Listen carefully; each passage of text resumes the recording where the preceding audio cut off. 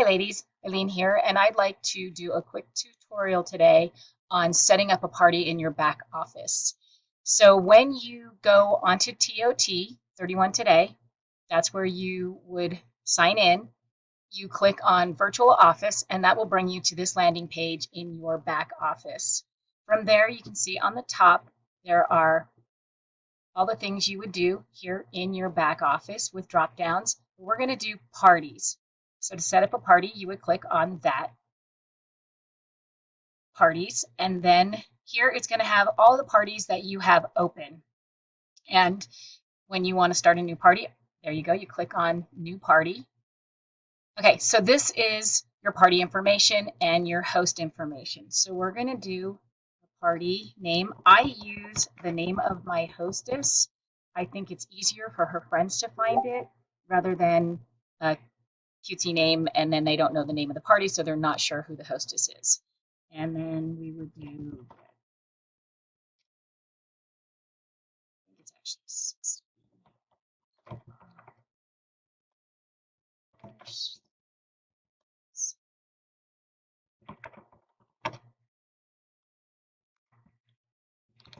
So you just put a brief description in there, and you can write, if the new fall catalog is out, shop our new fall catalog, something like that. Okay, next is what type of party is this? So we have a drop-down list here.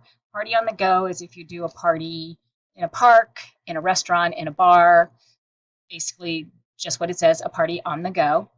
We have online, catalog. Friends and family is a new option that I keep a couple of these on my page open, and I tell them if they want to get a shopping link and share it with their friends, then they can just RSVP to that link, and then I will send them the link to that party, and they can share that with their friends and family and maybe earn some hostess rewards. Fundraiser, vendor events. So those are going to be your choices. I will use home party. You have to put in a party date. I'm going to go with Saturday, and let's do 4 in the afternoon. Okay, so that's your party information. Next is the host information. So we will put your hostess's name. Okay, so if you already have the person in your contact list, it will come up in this drop-down list and you can autofill it. If not, you can just enter their information right here, and then that will be saved in your contact list. Save and continue. Then that will take you to this page, which the first page you're going to go to in the party is the About.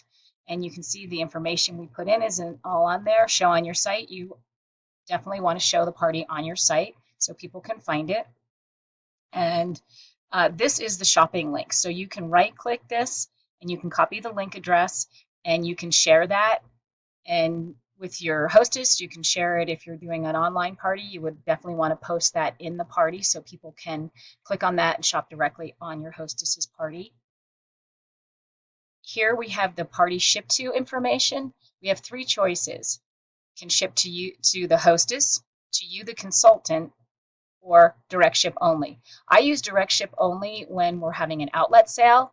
The products are not saved until that order is absolutely submitted. If it's submitted to a party as ship to hostess or consultant, it's not going to be theirs until the party closes. So direct ship always on outlet sale orders through a party or retail. So but this is obviously, we're talking about a party here. And anytime you change anything, you want to click the save and update. That little green check mark will show, and what you changed will be saved. Then we have the hostess. Under party, we have the hostess. So this is the hostess information. This is the info you put in on your hostess. If it's a home party, you might want to click show hostess address to customers. Online parties, I keep that unchecked. There's no reason for them to know the address of the hostess.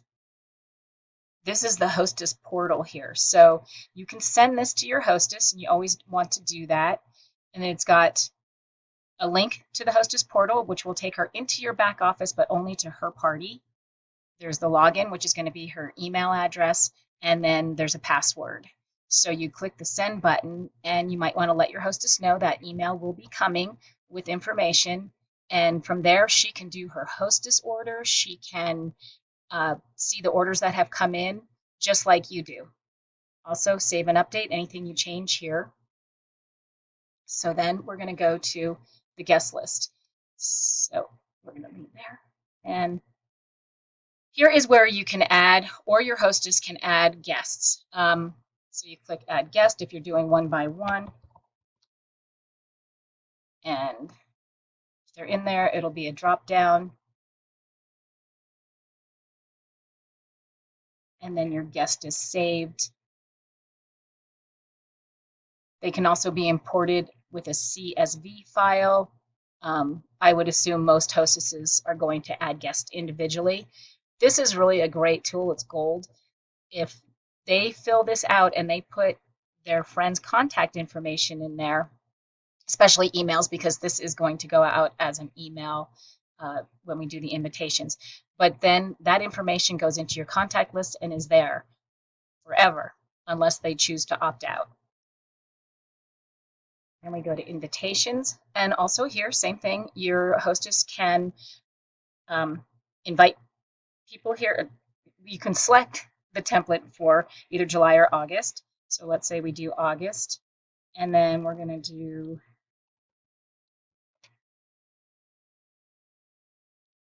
we're just going to do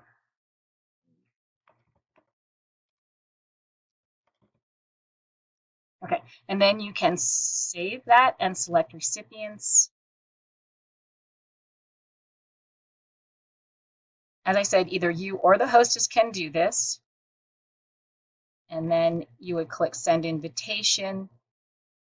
So this is what will go out. It's an invite. It's got the party information. It's got my website, who the consultant is, who the hostess is, and this link takes you right to shopping right on her party. Out of there, you would have to click send on that, obviously. Next, we're going to go to orders. So most people will place orders on the website themselves, but sometimes, especially a home party, you might be collecting orders at the party and you have to put orders in. So you would click on new order, and this pink new order button is on the top of all of these. So, new order, and let's do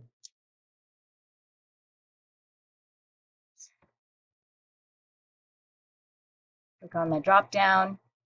Just as before, if it's someone you don't have the information for, you would enter it, and then after that is entered, that's saved in your contact list. And then you just put in the products, and they will then do the order, and that's how you do orders. And this is the page that you would come to view any orders that have been submitted, even if they've been submitted online.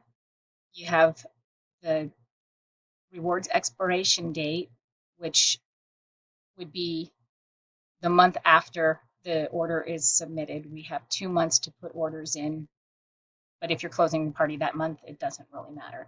Okay, so then hostess order. Hostesses can create their own orders through that link that we send to them in the email, and just click create hostess order, and then as long as she's got some rewards already, she can start working on that. It doesn't matter. It can be edited until you submit the party. So she can complete her hostess order and click submit. You'll get an email telling her that she submitted it, but still the party has to be submitted on your end before it's completely done. So there's the hostess order. Okay. Once that's done and you're ready to close the party, you have to go to review and submit. And here you can see these orders are not complete. The orders have to be complete in order for the party to be submitted, and the hostess order. And this will tell you if she has rewards that she hasn't chosen yet. So you want to make sure she uses all her rewards. And this will show your personal volume, which is what you'll make commission on, the Hostess Rewards base amount, which is usually the same. And then it'll have a list of the payments, the different payments from customers, and how much was charged to their card. Once that's all ready and you have that done, then you click Submit Party, and that is when the party is done.